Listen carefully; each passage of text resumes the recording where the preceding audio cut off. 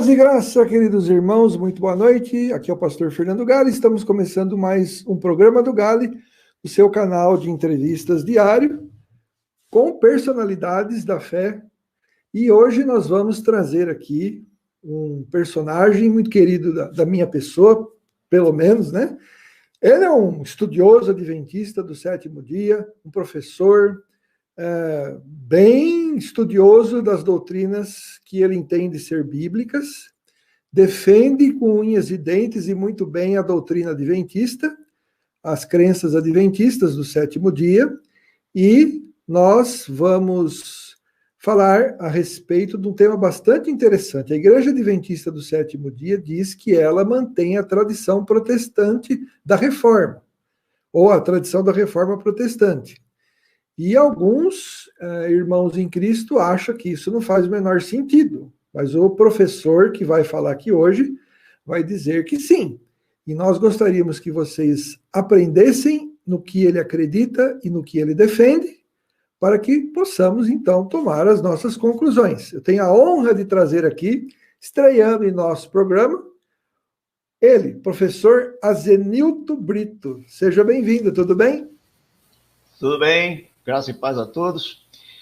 Ficou meio ambíguo uma palavrinha que o irmão falou aí, estranhando, ele quis dizer estreando, né? Estreando. Deu a impressão que o irmão falou estranhando. Não. Talvez seja também uma coisa meio estranha, né? Estar aqui para defender essa posição, mas com a ajuda de Deus vamos buscar crescer na graça e no conhecimento juntos, né? Muito bem. Me fala uma coisa, o senhor está morando aonde agora? Eu moro numa cidade da grande BH chamada Sarzedo. É uma cidadezinha muito boa, muito progressista. Chegou a ser a cidade que mais cresce em Minas Gerais por vários anos seguidos. Parece que ainda está entre as primeiras. É uma cidade de grande crescimento, uma cidade muito boa de se viver. Mas o senhor morou no Havaí também, né? Que eu também morei lá um tempinho. Morei 4 anos e meio na ilha vizinha da sua, né? Morei na ilha de Molokai. Ilha de Molokai. Tenho muitas saudades daqueles tempos, né, do Havaí. Eu morei... Até meu boné aqui, ó, podem ver, é uma lembrança do Havaí. Mas o senhor sabe que antes de começar a entrevista, eu já falei algumas vezes aqui que eu morei na ilha de Maui, e tem uns carinha que duvidam da gente, né? Então eu vou mostrar para você, ó, olha aqui, ó, aonde é que é esse carro aqui? Olha a placa do carro aqui, ó. Tá vendo? Não, mas tem que mostrar a sua face também, junto do carro, lá, senão... Hawaii, ó. Sim, tá lá. Eu vou mostrar mais umas duas aqui, porque esse pessoal fica duvidando, né, que eu fui para o Havaí, e eu fico maluco com isso, porque, olha só, eu estou aqui na cratera de um vulcão aqui, ó. Mas tem mais aqui, quer ver? Eu vou mostrar. Isso é bem comum lá. O que tem de cratera de vulcão lá... exatamente. Só perde para as crateras das estradas brasileiras. Olha eu, pequenininho, dentro da cratera aqui, ó. Muito bem. E mais uma só, né, para a gente fechar aqui a prova, né? Tá aqui, ó. Eu vou mostrar aqui, cadê? Porque senão, o pessoalzinho que fica duvidando de mim, você acha que eu vou ficar mentindo na internet? Né? Mas tudo bem. Depois eu vou... Eu perdi aquela foto que eu ia mostrar. Mas, enfim, eu morei um tempinho no Havaí, sim, senhor. Inclusive, ó, eu me vestia com roupa havaiana lá, ó. Tá vendo? Uhum. Camisa típica do Havaí mesmo. Camisa típica do Havaí, lá na ilha de Maui, tá certo? Então, muito bem. Bom, aí agora vocês acreditam, né? Agora o pessoal tá falando, tá. Bom, então é o seguinte, hoje nós vamos tratar de um tema que a Igreja Adventista e alguns estudiosos também da Igreja Adventista proclamam que eles fizeram a verdadeira, vamos dizer assim, mantiveram, né, as tradições da Reforma Protestante. E aí a gente fala assim, mas como? Né? E a gente fica curioso em saber por quê. E o professor Azenilton Brito vai mostrar umas coisas hoje que vai deixar a gente pensativo. Que eu já dei uma olhada lá, falei, eu não quero nem... Ainda bem que é entrevista, porque se fosse debate eu perdia. Então eu quero saber o seguinte, como é que é essa história da Igreja Adventista, né, manter as tradições protestantes da Reforma? Ok, muito bem. Primeiramente, eu quero dizer o seguinte, muitas pessoas levantam, que a gente vê no Facebook principalmente, certas noções sobre o Adventismo que não é uma caricatura do Adventismo, porque eles não se baseiam, não vão em fontes primárias, como, por exemplo, o Nisto Cremos. O Nisto Cremos é nossa confissão de fé, embora não seja um credo, assim, porque, inclusive, quando eu vim para a Igreja Adventista, e eu sou originário de uma igreja evangélica tradicional, na minha juventude é que eu me tornei adventista. Eu conheço os dois lados do debate muito bem. E trabalhei numa entidade interconfessional por muitos anos, depois de eu já ser adventista, ok? E lá eu tinha contato com pessoas das mais diferentes igrejas, inclusive ia assistir reuniões e até traduzir gringos. A gente fazia isso assim como eles pediam, né? A gente não recebia nada extra, mas eu traduzi gringos na igreja, por exemplo, no Templo Central da Assembleia de Deus de Belo Horizonte e outras igrejas, até na igreja da Lagoinha, eu traduzi lá um missionário rapidamente em pleno domingo de manhã. Então, eu tenho, assim, bastante vivência dos dois lados, né? Agora, eu recomendo, se você quer conhecer o que os adventistas ensinam, aquilo que é oficial, não o que dizem, né? Procurem esse documento nosso, Nisto Cremos. São 28 pontos doutrinários, que é o estágio em que a igreja está hoje. Que, inclusive, quando eu vim para a igreja, como eu disse, eram 27, agora são 28. Quer dizer, não é um credo, porque o credo não pode mexer, né? Não se pode bulir no credo. É aquilo e aquilo não pode ser alterado. Já uma declaração doutrinária pode-se, porque nós cremos na verdade progressiva, né?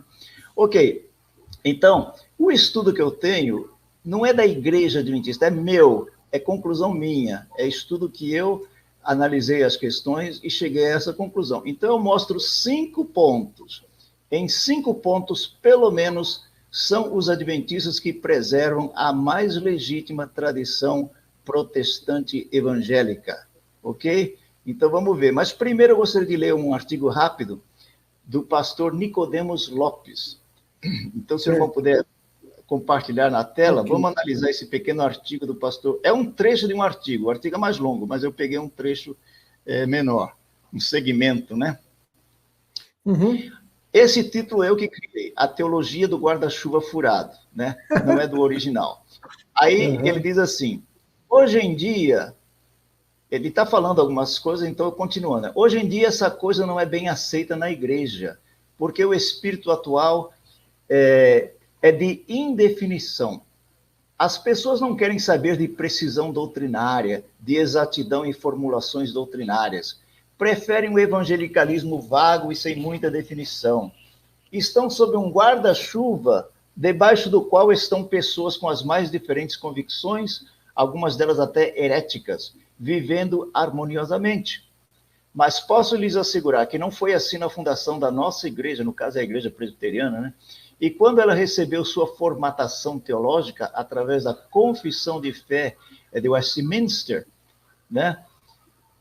E quando ela recebeu sua formatação teológica através da confissão de fé de Westminster. Bom, as pessoas que estavam presentes àquela assembleia e escreveram os documentos da nossa igreja foram chamados de os puritanos, ou mais precisamente, preciosistas. Sabe por que colocaram esse apelido pejorativo de preciosistas nos puritanos, que também foi um apelido colocado pejorativamente? Porque eles faziam questão de definir a doutrina, faziam questão de chegar a uma formulação doutrinária o tanto quanto possível exata com a palavra de Deus. E faziam questão de que a unidade da igreja fosse feita em cima destas verdades auferidas da palavra, através da exegese correta.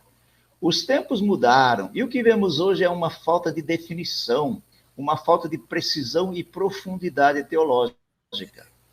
Digo isso por amor à igreja, e não estou querendo generalizar, pois existem exceções pelas quais damos graças a Deus. Mas creio que concordarão comigo que esse é o espírito da época, um espírito que foge de definição, de uma aferição exata dos posicionamentos doutrinários. Aí depois eu ponho uma observaçãozinha aqui, corre um pouquinho a tela para cima, né? Que já chegou, né? Aí tem a fonte, né? Atentem ao título do artigo original, né? Ele fala as astutas ciladas do diabo. Então, a coisa é mesmo séria, né? Pois é, então, o que eu noto muitas vezes é que, se a gente pergunta, por exemplo, eu pergunto para um batista, qual é a doutrina da sua igreja? Ou um presbiteriano, muitas vezes metodista e congregacional, o que é que vocês creem assim e tal? Sabe que eles respondem, eles ou elas, né? Olha, o nosso pastor diz assim, peraí, mas é a doutrina do seu pastor ou da igreja? Aí fica uma coisa assim, quer dizer, cada pastor tem sua doutrina, então, porque termina sendo a doutrina do pastor. O que o pastor ensina até ali, ele vai, né? Aí a gente tem que pensar, isso daí seria a maneira correta, né? E eu lembro, por exemplo, quando eu era criança... pode falar. Quando eu era criança... Assim, pode falar, irmão. Quando eu era da igreja congregacional, quando criança, que eu assistia com a minha família, havia um pastor chamado Moisés, era um português, e ele batizava por aspersão. Quando ele saiu, entrou outro pastor, aí já mudou para imersão. Esse detalhe que eu achava meio curioso, né? Ué, por que agora mudou, né? Então, essas coisas assim. Diga.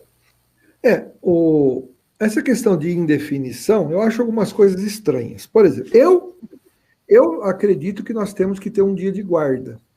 Eu vou falar que é o domingo, o senhor não vai concordar, mas o tema não é hoje, né? Porque para mim o meu dia sabático pode ser o domingo. Mas as nossas confissões de fé, eu fui batista há muito tempo, a confissão de fé batista fala sobre guardar o domingo, né? Guardar um dia, tá? Vamos falar guardar um dia.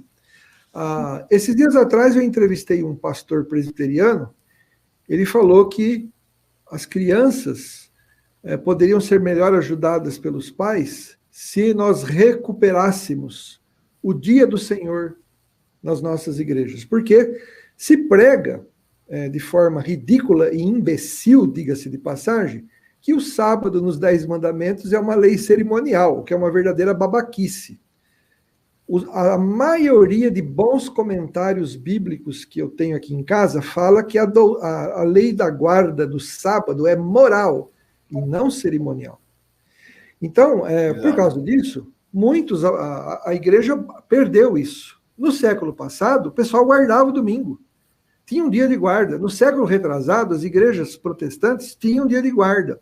Mas o século XX rompeu com isso. Então, falando dessa indefinição, uma vez veio um pastor aqui em casa, um pastor presbiteriano e um batista. Eles disseram, o certo é guardar o domingo. O certo é a gente ter um dia de guarda. Só que eu, para não guardar direito, eu prefiro nem guardar. Agora, você imagina se ele falasse a mesma desculpa para a esposa dele, dissesse assim, olha bem, como eu já pensei um dia em ser infiel a você, então eu não vou nem pensar em ser fiel, eu vou ser infiel de uma vez mesmo. Então, é ridículo isso. As desculpas que o pessoal dá. Então, o pessoal está falando aqui, o nome dele é uma ideia. O pessoal está falando aqui que a lei do sábado é cerimonial. O pessoal é de uma ignorância violenta. Por quê? Porque eles herdaram isso aqui no Brasil, eles herdaram isso dos pais da apologética, né? Que eu chamo de apologégica, certo? Os pais da apologégica aqui no Brasil consideram a lei do sábado uma lei cerimonial. E nós vamos falar isso ainda, tá? Porque eu tenho comentários da CPAD, da editora Agnus, da editora Vida Nova, todos falam que o sábado no Antigo Testamento era uma lei moral. Aí vem um bando de jegue, entendeu? Aparece na internet chamando a lei do sábado de lei cerimonial, né? E aí o que acontece? Ninguém quer saber de nada, né? E aí eu vou deixar para o senhor falar isso do jeito que o senhor quiser, tá? Existem vozes se levantando contra isso, né? Por exemplo, eu tenho 3 vídeos, inclusive eu tenho um canal YouTube, quem quiser dar uma conferida lá, é canal Sola Escritura. Agora tem que ter um concorrente com o mesmo nome, então põe assim, no campo de pesquisa do YouTube, né? Põe canal YouTube e meu nome, Azenilto Brito, tá aí meu nome, né? Aí vai dar certinho no meu canal.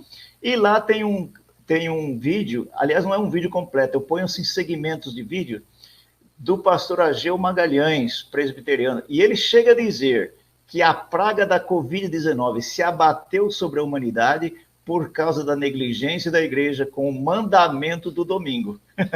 Aí alguns vão dizer, que absurdo, mas ele está sendo coerente com o ensino tradicional, né? Porque hoje em dia, como diz o pastor, né? O pastor Nicodemos Lopes, é a época da indefinição, porque é mais confortável as pessoas pensarem, esse compromisso de ter que dedicar um dia todo ao Senhor, 24 horas sem fazer mais nada, a não ser pensar nas coisas da religião, isso é ultrapassado, né? Isso não serve para o nosso tempo. Aí que tá. Mas esse assunto nós não vamos nem tratar diretamente hoje. Mas a doutrina é importante, daí os catecismos. Eu nunca vi desses documentos todos, inclusive eu tenho a Declaração Doutrinária da Igreja Assembleia de Deus, e o que dizem lá na introdução é que o objetivo do documento é para fortalecer a igreja e combater a heresia. Nenhum desses documentos, eu nunca encontrei um que diga assim, pois é, irmãos, aí estão os nossos princípios, nossas doutrinas, nossos sentimentos, agora vocês adaptem aí como vocês quiserem, né? Interpretem e modifiquem, fiquem livres, fiquem à vontade para fazer essas mudanças. Eu nunca vi, nenhum deles diz isso, né? Não tem lógica. E a doutrina é importante, tanto que hoje o movimento dos desigrejados é justamente isso, eles não querem definição doutrinária. Cada um tem sua própria interpretação, cada um tem sua própria doutrina, né? Tem até um corinho, eu falei para o irmão, eu ia cantar um corinho aqui, abrindo uma exceção, depois a gente combina aí o cachê. Posso cantar esse corinho? Esse corinho pode. O corinho é o seguinte, eu aprendi de uma missionária da Igreja Congregacional quando eu era criança, e nunca esqueci. Olha, isso já são 6 décadas para mais, hein? Então, o corinho é o seguinte, ó. Esse corinho é baseado em 1 Timóteo 4,16. É praticamente a letra é a passagem. Diz assim, ó. Tem cuidado de ti mesmo e da doutrina, persevera nessas coisas, porque fazendo isso te salvarás, tanto a ti mesmo como aos que te ouvem. Tem cuidado. Bom, você já viu que eu não sou cantor, né? Mas dá para ilustrar esse ponto, né? Que a doutrina é importante. E sempre eu analiso essa questão dos desigrejados, eu digo isso, gente. 1 Timóteo 4,16. Tem cuidado de ti mesmo e da doutrina, né? Persevera nisso, nessas coisas. Até, inclusive, há uma certa... Parece uma contradição de Paulo, né? Ele diz assim... Porque fazendo isso te salvarás. Paulo está pregando salvação por zelo pela doutrina? Estranho, né? Salvação pelas obras? Mas tem que se analisar isso direitinho no contexto geral dos seus ensinos, né? E não é só essa passagem, tem muitas outras. Paulo aparentemente se contradiz. Mas vamos lá, pastor, vamos ver a primeira, porque são 5 pontos, como eu disse, 5 pontos pelos quais nós demonstramos que os adventistas é que mantêm, não vou dizer que os adventistas mantêm a mais legítima tradição protestante evangélica. Então, o primeiro ponto, qual seria? O título até do meu estudo é o seguinte, por incrível que possa parecer a alguns, ou a muitos, né? Por incrível que possa parecer a muitos, aí eu continuo. Os adventistas são os que mantêm a mais legítima tradição protestante. Então, vamos ver qual é o primeiro ponto. Espera aí, minha cachorrinha está me perturbando aqui. Para. Não pode. Então, vamos lá, o primeiro ponto. Tem um texto lá, o meu artigo, né? Pode passar aí para a gente ver por ponto.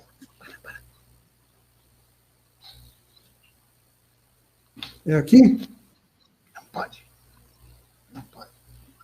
Ok. O primeiro ponto, como o irmão Gary falou, dos credos e documentos confessionais e artigos de grandes eruditos cristãos, é o seguinte, está em seguida aquele artigo do Nicodemos Lopes, está logo embaixo, né? Tá aparecendo aí? É compartilhamento de tela, né? O artigo que se do Nicodemos Lopes está embaixo, que o irmão pôs um arquivo só, lembra? Ok, o primeiro ponto é o seguinte, que os 10 mandamentos, não é 9 não, 10 mandamentos seguem sendo normativos à igreja. Aliás, há um sermão do Billy Graham, o famoso evangelista, que eu tenho posto, está lá no meu canal YouTube, ele diz claramente, ele fala sobre o pecado, não sei o que, daí a pouco ele fala, o que é pecado? Né? O que é pecado? Ele pergunta. Aí ele mesmo responde, pecar é violar a lei moral de Deus, violar os 10 mandamentos. E ele diz isso também, ele fala num outro sermão, de uma série chamada Minha Esperança Brasil, né? Que foi transmitida até pela TV Bandeirantes e tal. E depois eu descobri que no Maracanã, em 1974, né? Ele esteve no Brasil e pregou no Maracanã. Ele diz a mesma coisa. Ele fala dos 10 mandamentos como lei moral de Deus, ok? Então, essa é a posição histórica da igreja protestante, porque ele está sendo coerente com o que a igreja batista, que a igreja dele ensina. Não pode. Então, Billy Graham, né? Claro, ele não é o dono da verdade, né? Mas ele está sendo coerente com o que é o ensino batista oficial, ok? E não só batista, também presbiteriano, está lá, porque o capítulo 19, aliás, eu recomendo que baixem esse documento. Hoje na internet é tão fácil, né? Baixem esse documento. Confissão de Fé Batista, de 1689, Confissão de Fé de Westminster, que serviu de base, em grande parte, para Batista, né? E também os documentos de metodistas e da própria Igreja Assembleia de Deus, nós temos declarações como da Bíblia de Estudo, Aplicação Pessoal, né? Leia lá a página 237 o que diz. Lá fala que os 10 mandamentos são tão válidos hoje como há 3.000 anos. Eu não sei por que eles põem 3.000 anos, porque 3.000 anos atrás era o tempo de Salomão, era o reinado de Salomão, né? Mas que é até anterior a isso. Então, são válidos hoje, diz a Igreja Assembleia de Deus. Nesse ponto, os assembleanos são meio ambíguos, sabe? Tem outras coisas que já diz isso, mas, enfim. Primeiro ponto é esse, os 10 mandamentos seguem sendo normativos aos cristãos, tá? Agora, deixa eu falar uma coisa, eu queria perguntar uma coisa aqui. Ah, não, tá certo, o senhor está no item A, agora vai para o item B. O primeiro. Isso, é o B agora. Então, o B qual é? Que dentro dos 10 mandamentos, o quarto preceito do sábado é originário da criação do mundo. Está lá, os batistas dizem isso, os presbiterianos dizem isso, Calvino, Lutero e Wesley dizem isso, grandes eruditos cristãos ao longo da história ensinam isso, né? E os comentaristas, até embaixo depois, irmão, tem uma bibliografia. Como é que a gente constata isso? A bibliografia indica os comentários bíblicos de Matthew Henry, que é batista, John Gill, batista, Jameson, Fawcett e Brown, e que mais? Você tem Moody, você tem Billy Graham, que eu já mencionei, e grandes autoridades batistas, presbiterianas, como Albert Barnes, que é presbiteriano, Adam Clarke, que é metodista, daí você tem a Bíblia de Genebra, e uma série de outros documentos que atestam essas coisas, esses 5 pontos que eu falei, os 4 pontos, o quinto é alguma coisa especial que depois eu vou mencionar, ok? Então é isso, o primeiro ponto é esse, que os 10 mandamentos continuam sendo dados para a igreja. Segundo ponto, que o sábado, ainda que depois interpretado ou reinterpretado para o domingo, mas é um preceito bíblico moral, e lá fala, né? Mandamento moral para todas as épocas, para todas as eras, né? Isso está no documento dos batistas, presbiterianos e outros cristãos sempre ensinaram isso, né? Sim. A própria Bíblia de Estudo Pentecostal, páginas 1409 e 1410, atesta isso. Verdade. Que o sábado foi dado na criação do mundo, né? O pastor Ezequias Soares, que é um dos principais teólogos assembleanos, diz que o sábado não foi dado só para os judeus, e sim para toda a humanidade, que quando Cristo disse o sábado foi pecado do homem, O pastor Ezequiel Soares está lá. Foi um material de estudo da Assembleia de Deus por todo o trimestre, o primeiro trimestre de 2015. E é interessante que é um videozinho dele, que ele diz que sofreu pressão. Quando ele estava preparando os estudos, ele recebeu telefonemas e e-mails e tal. Ele deve ser gente de liderança, porque para ter acesso a ele, assim, com o telefone dele, e-mail dele, é gente de gabarito lá da denominação.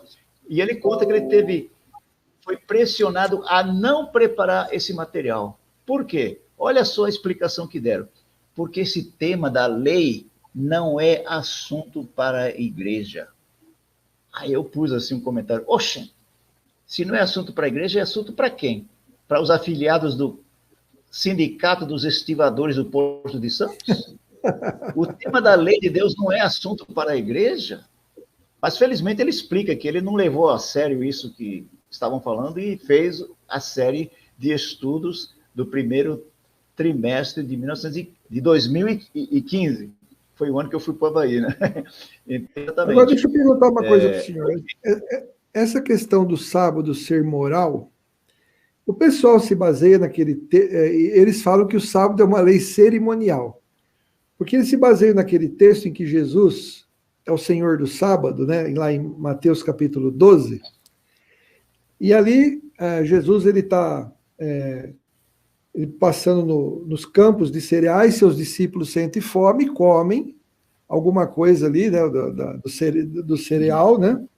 E aí os fariseus, vendo aquilo, dizem, os seus discípulos estão fazendo o que é proibido fazer no sábado, e aí Jesus fala, olha,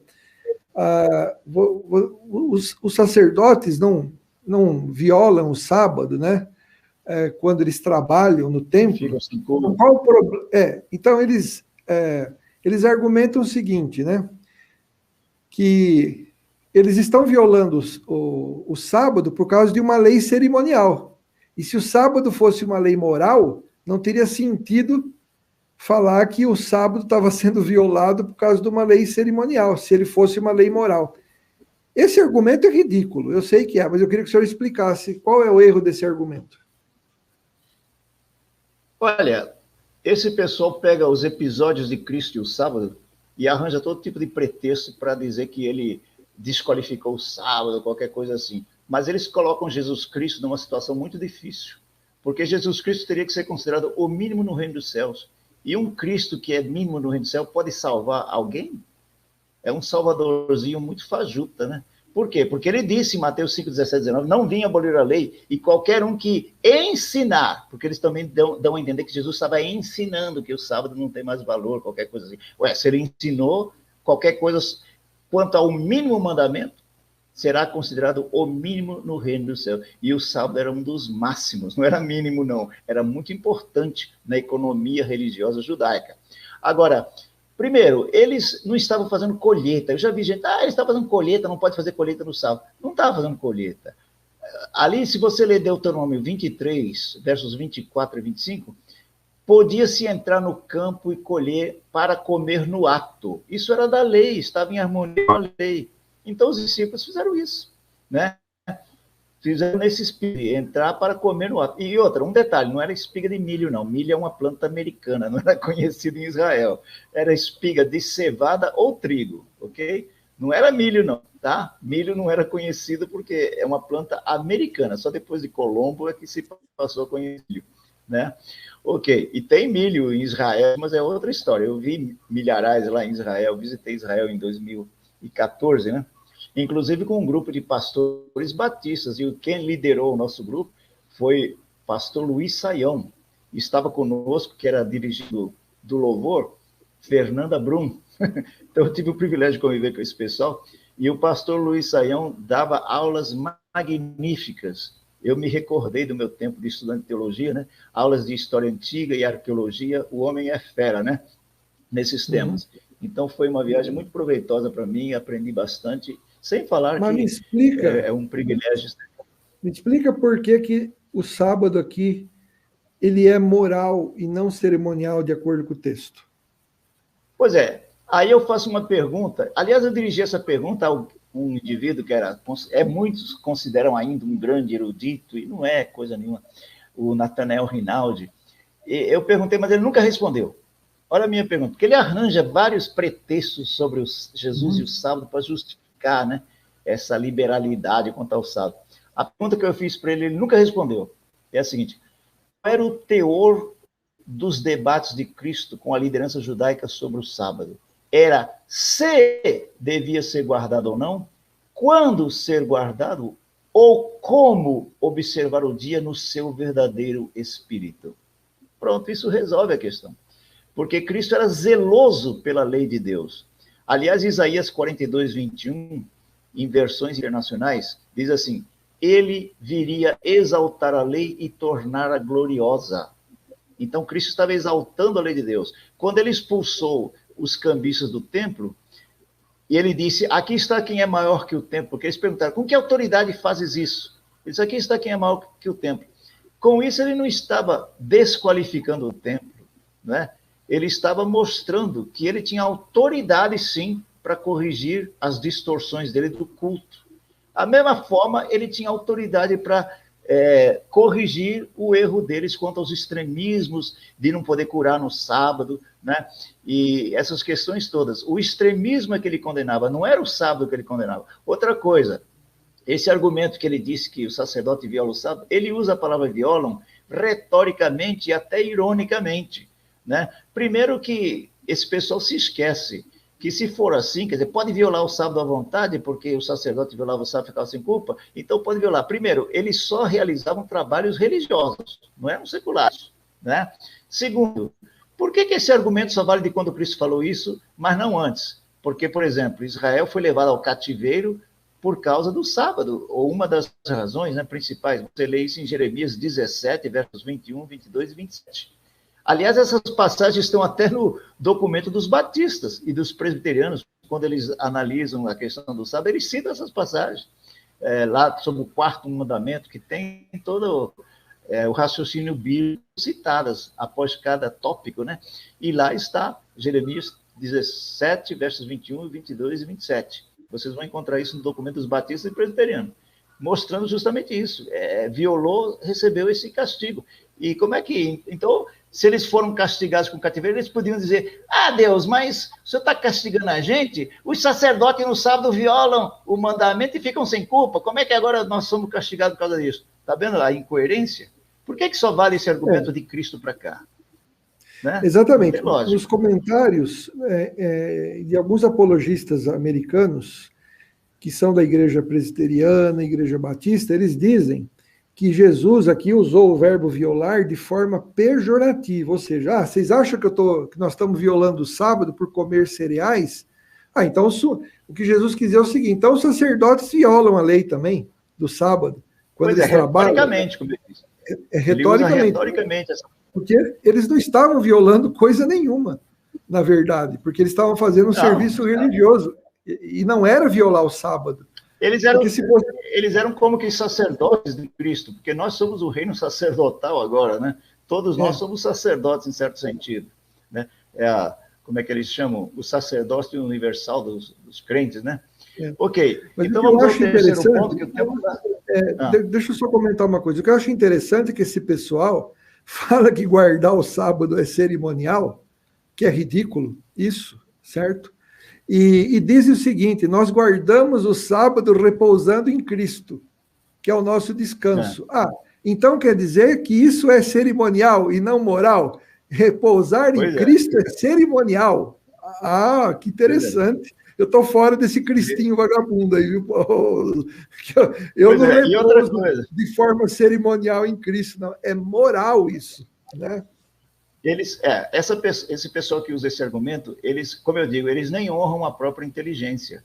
Porque quando Jesus diz: vinde a mim todos os que estáis cansados, que ele cita essa passagem como prova, né? E eu vos darei descanso. Primeiro, Jesus estava se referindo ao descanso espiritual da salvação, né? É o descanso espiritual, não é o descanso físico e mental propiciado pelo sábado. Então, é diferente, né? Então, tem que entender essa questão. Irmão Zenilton, tem uma moça falando assim: como é que o sábado é moral e uma pessoa viola e fica sem culpa? É isso que a senhora precisa aprender. Jesus não usou o verbo violar no sentido literal. Ele foi irônico que Jesus estava querendo dizer é o seguinte: se vocês acham que nós estamos violando o sábado por comer cereal, assim, sem trabalhar, né, claro, então os sumos sacerdotes e os sacerdotes também violam o sábado. Quer dizer, então Jesus usou de forma pejorativa. O sumo sacerdote não violava sábado, coisa nenhuma. Por que não violava? Porque eles eram permitidos trabalhar como serviço religioso. Então eles não violavam nada, eles estavam fazendo um serviço religioso. Eles sacrificavam em dobro, né? No sábado eles tinham um sacrifício todo dia de um cordeiro. No sábado eram 2 cordeiros. Então até nisso fazia até um trabalho extra, né? Ok. Aqui, então querendo que você fale mais aí. Acho que eu estou falando. Vamos então. Muito. Vamos para o próximo ponto. O próximo ponto é o seguinte. Deixa eu colocar aqui. Letra C, agora seria a letra C, né? As leis divinas devem ser entendidas segundo seus objetivos e características, como lei moral, que é o decálogo, lei cerimonial, prefigurativa de Cristo e abolida na cruz, além de leis de caráter civil, penal, etc. Muito bem. Então é o seguinte, é verdade que na Bíblia você não vai encontrar lei moral, cerimonial. Isso é encontrado nos documentos, inclusive dos batistas. Tem gente que diz que isso é invenção dos adventistas. Parece até que o Rinaldi falou isso, que era um artifício criado pelos adventistas para tabelar o povo. Esse cara estava muito mal informado, viu?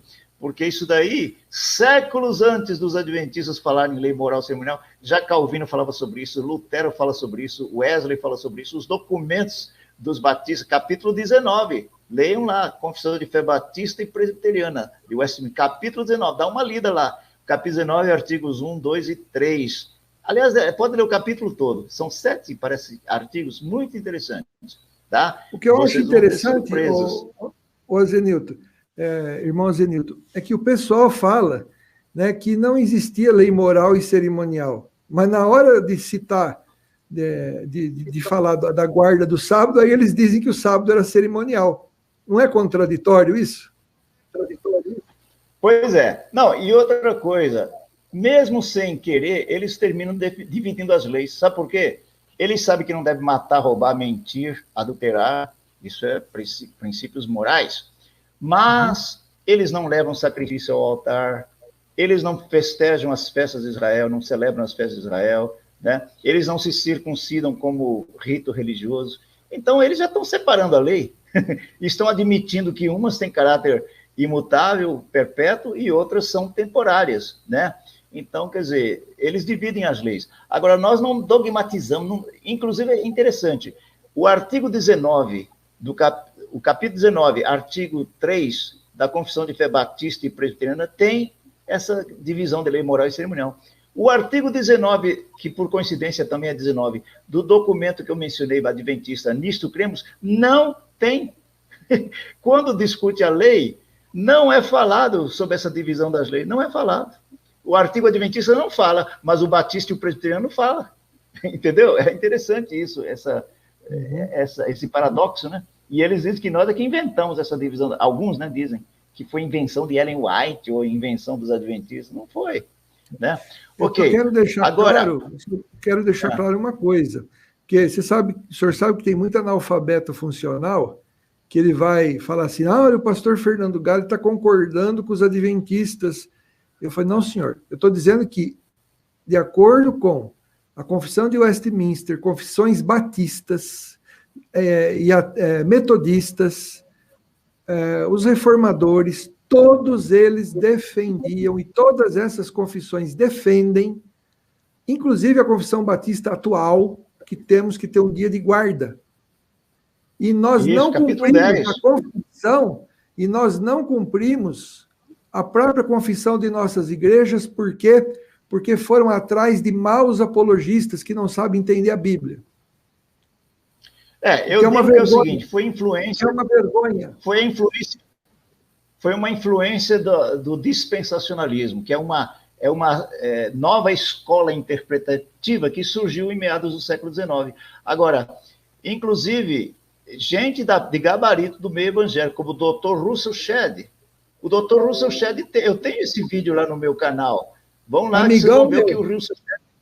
Pois é, Russell Shedd falou sobre as origens do dispensacionalismo. E sabe o que ele diz? Começou com um grupo de homens sinceros, sem dúvida, grandes homens, até, podemos dizer, homens de Deus, como Nelson Darby, um homem de grande ideal, grandes ideais, né? Também você tem ali o Cyrus, né? Cyrus Scofield. Esse era o grande teólogo do tempo inicial do dispensacionalismo, né? Aí eu aprendi com um pastor batista que Scofield não era nem formado em teologia. Agora veja, o grande teólogo do dispensacionalismo não tinha formação teológica, né? E ele escreveu lá, ou compilou a notada de Scofield, e eles tinham um problema, que eles ensinavam que no Velho Testamento era lei, ou seja, a graça é só de Cristo para cá, né? Então, aí fica esquisito. Peraí, e como é que se salvava os pecadores ao tempo do Antigo Testamento? Então tem os que dizem, era pela lei, cumpriam direitinho a lei, era salvo pela graça. Peraí, né? E lá em Gênesis 3,15, que é o proto-evangelho, a primeira pregação do evangelho sobre a terra pelo próprio Deus, aquilo não é graça? Quando Deus ofereceu ao homem a saída, que viria aquele que feriria a cabeça da serpente, isso não é um ato de graça divino? Né? E tantos outros atos de graça, por exemplo, quando Deus tirou Israel do Egito, ele realizou um ato de graça. Quando tirou Ló e suas filhas e a mulher lá de Sodoma, foi um ato de graça de Deus. E depois você tem Salmo 50, Davi, pede Deus o quê? Perdão, tal, me justifica, me purifica. É graça. Aí no Novo Testamento você tem Paulo dizendo que Abraão foi justificado pela fé. Ué, peraí, mas não era a dispensação anterior?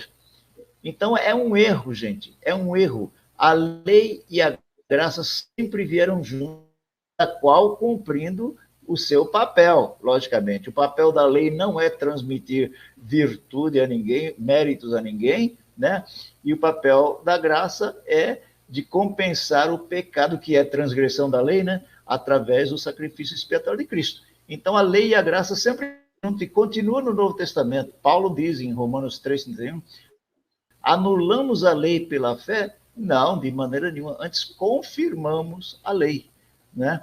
E Romanos 7, mais adiante, ele diz que a lei notem bem, não diz era, a lei é tempo verbal presente, sã, justa, prazenteira. Isso está em Romanos 7, versos 12, 14 e 22, né? E no verso 25 ele fala, eu tenho na minha mente a lei de Deus, mas enfrenta essa lei concorrente, a lei do pecado. Quer dizer, ele está falando do próprio pecado, mas ele usa a expressão lei do pecado retoricamente, né? Então eu tenho a lei do pecado da minha carne, né? Que é como uma lei concorrente, a lei de Deus que ele queria cumprir. E sabe qual é essa lei de Deus que ele se refere? É só ler os versos 7 e 8, né? É a lei que traz o preceito, não cobiçarás. Que lei é essa? Os 10 mandamentos. E Paulo recomenda os 10 mandamentos aos cristãos de Éfeso e Roma. Você lê em Éfeso 6, 1 a 3. Filhos, obedecei vossos pais no Senhor, porque este é o primeiro mandamento com promessa. Ele faz até uma charadinha, né? Que lei é essa? Primeiro mandamento com promessa? A dos filhos obedecer os 5º mandamento. E outro detalhe, eu tenho um artigo que eu digo assim, este é o mais judaico da lei dos 10 mandamentos. É o mais judaico entre aspas. Por quê? Porque fala de alguma coisa diretamente ligado à experiência de Israel. Para que se prolongue os dias que habitareis na terra que o Senhor teu Deus te dá. Mas aquela era a terra de Canaã. E Paulo usa o quê? Essa passagem para falar com os moradores de Éfeso, os gentios de Éfeso, para que podeis viver longamente sobre a terra. O que isso mostra? A universalidade da lei e o ingresso de Israel em Canaã. Paulo usa o mesmo mandamento, a mesma linguagem, para falar de qualquer terra em que você more, seja o Havaí, seja o Brasil, qualquer terra, né? A promessa é válida para os filhos que respeitam os pais, ok?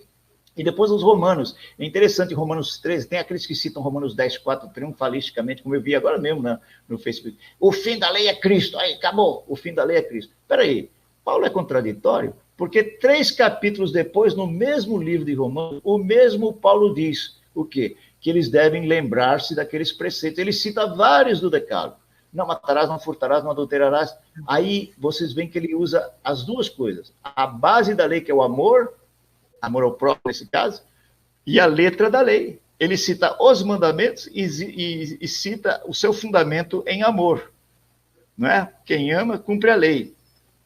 Amor não é substituto da lei.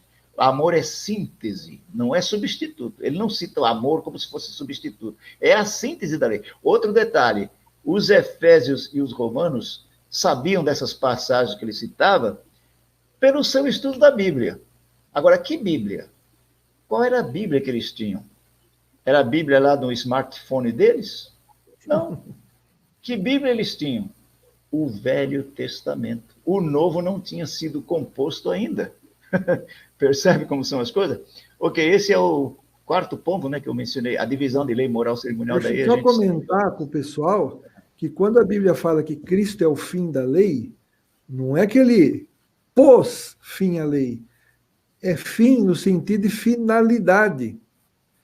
Exatamente. Então, Cristo é a finalidade da lei. Por quê? Porque a lei foi dada para conduzir as pessoas a Cristo. Então, a lei... O próprio texto diz. Exato, porque senão... O próprio texto é para a justificação de todo aquele que crê. Então, é um fim para alguma coisa, é um objetivo. E sabe quem diz isso? Olha, eu tenho até um texto que diz assim,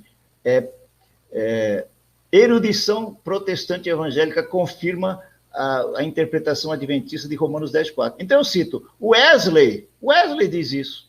Né? Eu cito Adam Clarke, metodista, Albert Barnes, que é o que tem a melhor explicação, é o Albert Barnes, e eu cito Jameson, Fawcett, Brown, que são batistas, e muitos outros. Agora, um conselho, uma recomendação que eu dou, baixem esse programa que eu cito muito, que é o sword.net. Sword é a palavra espada em inglês, SWORD.net. É em inglês, é tudo em inglês, mas hoje em dia você tem o Google Translator, né? Facilmente você consegue a tradução. Não é uma tradução perfeita, né, como um profissional como eu, né, faria. Eu sou tradutor também, né? Então, mas é uma tradução aceitável. Você vai pegar os principais pontos. Então, baixe esse programa, que não é adventista, é um programa de um irmão chamado Rick Myers, e ele tem esse ministério de colocar esse material na mão dos pesquisadores, um grande material. E lá você vai encontrar, inclusive, os pais da igreja, os pais antinicenos. Eu estava até fazendo uma pesquisa sobre isso. Inclusive, eu procurei 10 mandamentos. O que é que os pais da igreja diziam sobre os 10 mandamentos? Não encontrei nenhum que diga que foi abolido, que foi substituído por lei de Cristo.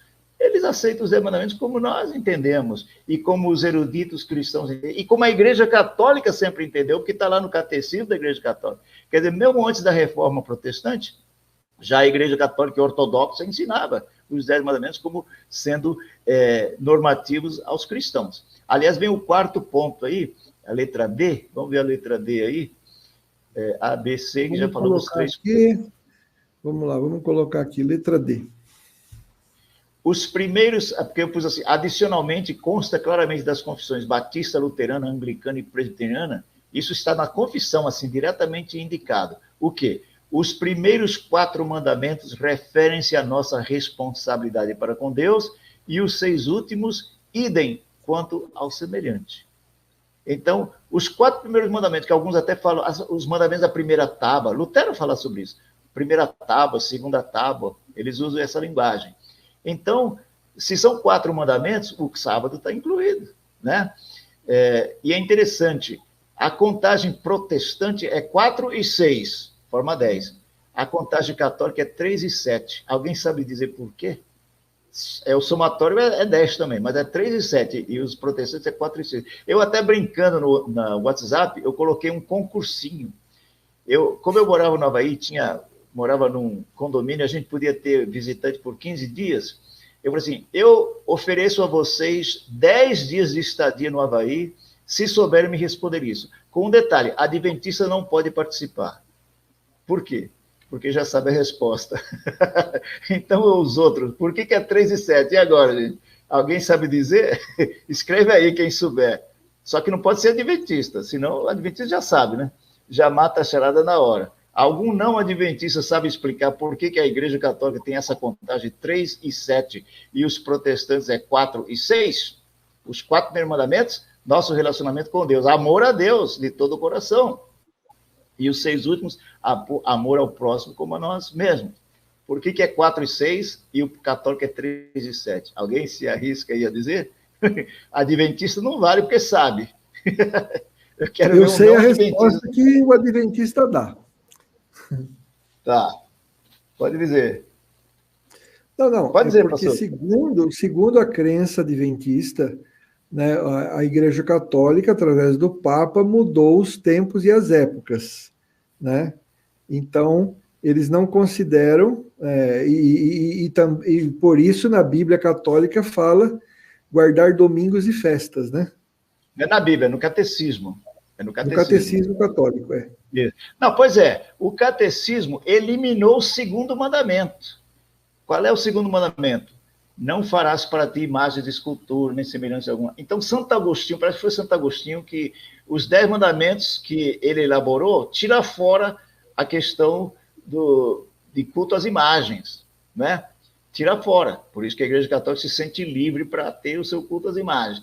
Agora, um detalhe. Uma vez um católico falou assim, não, mas é porque preenche o mesmo objetivo, né? O primeiro mandamento já diz, não terás outros deuses, então cobre o mesmo território e tal. Falei, peraí, mas para cobrir o buraco que ficou, o que eles fizeram? Chega no 10º mandamento, dividem em 2. Não cobiçarás a mulher do teu próximo. E o 9º. O 10º, não cobiçarás as coisas alheias. Você percebe o que eles fizeram para cobrir o buraco, para ficar 10 mandamentos? Dividiram o 10º, que cobre o mesmo território, gente. Se é para não cobiçar nada. Nem a mulher, nem as coisas do próximo. Entendeu? Essa é a resposta, que a Igreja Católica tem 3 primeiros mandamentos, que são... o próprio catecismo fala, os 3 primeiros mandamentos referem-se às nossas obrigações para com Deus, os 7 últimos para com o próximo. É por causa disso, que tiraram o segundo mandamento, tiraram fora. Aí, esse negócio de culto às imagens ficou liberado, né? Percebe o lance? Parece que foi Agostinho que fez isso. E os 7 últimos divide o 10º em 2 mandamentos diferentes, né? Não cobiçarás as coisas do teu próximo e não cobiçarás a mulher do teu próximo. Pô, mas é a mesma coisa, gente. É o mesmo território sendo coberto pelo não cobiçarás, tá? Ok, então vamos ver finalmente o ponto letra E. Finalmente, os adventistas ensinam o mesmo que os reformadores sobre a figura do anticristo. E antes desses, os valdenses, que nada sabiam sobre essas teorias modernas de arrebatamento secreto, anticristo misterioso que surgirá no futuro para perseguir os judeus, deixado para trás, etc. Né? Então, pode pôr a observação aí. Sobe um pouquinho a tela aí, por favor. Dá para subir a tela um pouquinho? Aí eu tenho uma observação aqui. Então, letra A. O que os adventistas defendem é a posição histórica das igrejas reformadas em contraste com as teologias deformadas de tempos posteriores à reforma protestante, que é o dispensacionalismo e suas noções de lei versus graça. Em vez de ser lei em harmonia com graça, é versus graça, ok? Letra B. Agora, sobre esse 5º ponto, eu tenho esse vídeo. Como é problemático passar o vídeo aqui, então os irmãos aí podem ir no meu canal YouTube, vocês vão encontrar isso daí, né? Esse vídeo é o reverendo Nicodemos Lopes. Ele vai historiar quem é o anticristo no entendimento da reforma protestante. E ele ainda fala, e é ainda o pensamento da igreja presbiteriana do Brasil, que é a igreja dele, né? É o pensamento da igreja presbiteriana oficial. Quem é o anticristo? Não é esse negócio desse futuro ser que ninguém sabe direito quem vai ser. Agora tem um detalhe. Esse pessoal não sabe, mas a igreja protestante caiu num conto do vigário. Eu não sei se ainda se usa essa linguagem de conto do vigário. No meu tempo de criança, conto do vigário era qualquer malandragem aí, qualquer esquema, né? Financeiro, então o cara caía no conto do vigário. Pois caíram literalmente, foi um vigário mesmo, foi o Francisco Ribeira, um jesuíta da Idade Média, que levou o mundo protestante a crer nesse anticristo futuro. Sabe por quê? Porque ele se sentia muito desconfortável quanto à figura do anticristo dos protestantes. Ele não gostava do que os protestantes diziam sobre quem é o anticristo. Aí ele inventou essa teoria que vai ser um ser futuro, que vai se assentar no templo e não sei o que, né? A reconstrução do templo. Aliás, por falar nisso, tem uma experiência interessante. Quando eu visitei Israel, eu tive no Instituto do Templo. A gente compra umas lembrancinhas lá, todo o dinheiro é para a reconstrução do terceiro templo. E aconteceu um fator interessante. Nós fomos lá assistir uma palestra. Uma jovem israelita falava em hebraico sobre o projeto deles e tal. E era traduzido pelo Miguel. Miguel era um uruguaio, amigo nosso lá, que era o nosso Cicerone, ajudava. Ele falava português, um portunhol aceitável. A gente entendia bem o Miguel, né? Aí o que acontece? Ele estava traduzindo, tudo bem. Daí a pouco, o telefone dele toca. Aí ele chegou, foi atender. Aí ficou aquele negócio, interrompeu a palestra, né? E a moça tinha que cumprir a agenda dela. Aí ela virou para mim e falou assim, você fala inglês, vamos continuar em inglês aqui. Era saber porque eu tinha feito algumas perguntas durante a palestra, né, para esclarecer alguns pontos.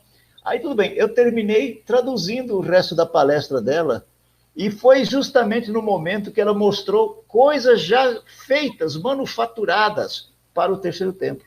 Eu me lembro que tinha umas peças de bronze, até umas coisas pesadas, ela até pediu voluntários fortes, né, homens fortes, foram uns irmãos lá, Batista lá, fortões, né? Uns batistões, como se diz, pegaram lá aquelas coisas de bronze pesadas, tinha até um garfão comprido que parece que tirava as carnes do cordeiro sacrificado, umas coisas assim. Então ela disse, isso daí já são coisas manufaturadas para o templo, o terceiro templo.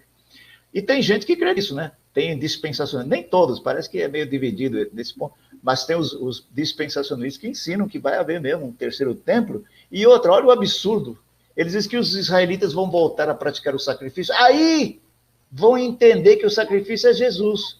Por quê? Porque Deus vai iluminá-los, vai dar uma porção dobrada do Espírito. Aí eu digo, puxa, então Deus está sendo discriminador. Ele está discriminando judeu contra judeu. Porque os judeus do passado, quer dizer, no dia do juízo, qualquer judeu vai chegar, Senhor, o Senhor não é justo conosco, o Senhor nos condenou, mas essa última geração de judeus, o Senhor mandou o Espírito em dobro para eles, por isso que eles aceitaram fácil, nós não tivemos esse privilégio, essa vantagem, e nós nos perdemos. Percebe o absurdo da ideia? Então, gente, isso são teorias... Eu acho estranho, professor Zenilton, Deus usar uma coisa que ele já aboliu, que é o sacrifício de animais em templos, né, no templo, ele vai usar desse expediente já abolido para conscientizar os judeus quem é Jesus. Isso é uma piada de mau gosto. Pois é, pois tem gente que crê nisso. Absurdo que possa parecer. Ok, já são 10 horas, cobrimos os 5 pontos. Bom, agora não sei se vai ter um tempo de perguntas. Como é? Então tá. Ó, nessa entrevista de hoje, porque assim, né, o pessoal, eles... tem um pessoalzinho aqui que gosta de mim e tem um pessoal que não gosta de mim que está aqui. Então, eles me assistem para me pegar no pé, né, no pulo. Então, veja, eu estou de acordo com a Bíblia, com as confissões de fé presbiteriana, batista, já vi confissão da Assembleia de Deus falar isso, opiniões dos reformadores da igreja, o pastor Heber Cocarelli, do programa Vejam Só, falou numa entrevista que nós temos que ter um dia de guarda, afinal de contas ele é presbiteriano, certo? Uhum. Então, aqui não está em voga se é o sábado ou se pode ser no domingo, tá? Não é isso que estamos discutindo. Nós estamos discutindo que a igreja jogou na lata do lixo uma observância que é importante para a fé cristã. Entendeu? Por considerar a lei do sábado como cerimonial, portanto, foi abolida. Né? Nos 10 mandamentos tem 9 leis morais e uma cerimonial. Isso é um absurdo. E chegam ao ponto de dizer, não, o nosso sábado é Cristo, então nós guardamos o sábado seguindo Cristo. E aí eu pergunto, isso é cerimonial, por acaso? Né, se interpretam assim? Então é uma verdadeira contradição, um absurdo que fizeram. E aí, então, como o senhor fala, né, eu sempre me lembro, né, que tem muitos que dizem, né, que o domingo ou é o dia do Senhor ou é o dia do Faustão, né? Agora vai mudar, né? Agora é o Domingão do Faustão. Eles transformaram o princípio de dia do Senhor para Domingão do Faustão. É isso que eu digo, né? Eu tenho um vídeo que eu falo sobre isso, né? De o que houve ao longo da história, o que fez essa mudança, né? E então eu analiso a televisão causa um impacto tremendo. E qual é o dia que tem programas mais atraentes na televisão? Qual é o dia que tem todas essas programações aí, o esporte na TV, e isso e aquilo? É o domingo. Então o povo evangélico... Isso eu conto até que foi experiência da minha família. Mudou tudo dentro de casa quando entrou a televisão, né? Quanto a essa questão. Porque aí o crente vai na igreja, né? Cumpre a sua obrigação, e daí fica ali para fazer o que quiser, né? Então, teve um outro pastor que lamenta esse relaxo no programa do Cocarelli, como é o nome dele? Acho que é Jorge Almeida Júnior, uma coisa assim. Ele fala que foi uma tragédia para a igreja, essa perda, esse relaxo quanto ao dia do Senhor. E tem um pastor chamado Fernando Broto, acho que é presbiteriano também, ele tem um vídeo bem específico também sobre essa questão. Quer dizer, vozes estão se levantando para condenar essa situação de negar a validade do mandamento do sábado. Agora, quem está reativando isso com toda a força e que está galvanizando o povo cristão, católico e protestante, é a figura do salvador do planeta, ou seja, o homem que se apresenta como que vai salvar o planeta. E quem é esse? É o nosso tema do próximo dia. Qual é o dia mesmo? É dia 17, né? Dia 17, tá? 17. No dia 17, nós vamos falar com o professor Zenilton Brito. Aí eu vou pegar o Zenilton de jeito. Vamos, pode esperar. A Igreja Adventista exclusivista vai ser o tema da nossa próxima entrevista.